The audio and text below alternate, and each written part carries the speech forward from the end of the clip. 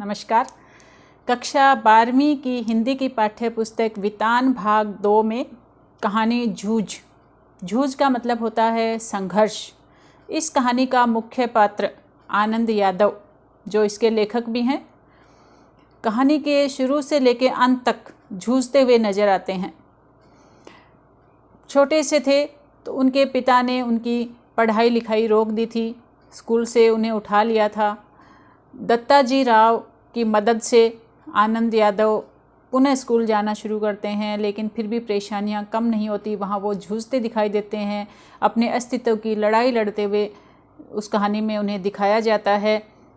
बड़ी मुश्किल से उन्होंने अपनी पढ़ाई शुरू की, आगे बढ़ते गए, हार नहीं मानी, जूझते रहे, खेतों में काम भी किया, घर का काम भी करवाया और अपनी पढ़ाई भी उन्होंने जारी रखी।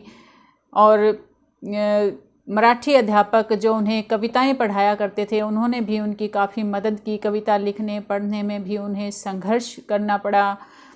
और कहानी में ये भी दिखाया जाता है कि किस तरह से वो एक साल के बीच में कक्षा में उन्होंने दाखिला लिया था, लेकिन कहानी के अंत तक हम पढ़ते हैं कि वो कक्षा के मॉनिटर बन जाते हैं, संघर्ष करते हैं, खूब मेहनत करते हैं और कक्षा में होशियार बच्चों में उनकी गिनती होनी शुरू हो जाती है और अपने अध्यापकों के भी वो चहेते शिष्य बन जाते हैं।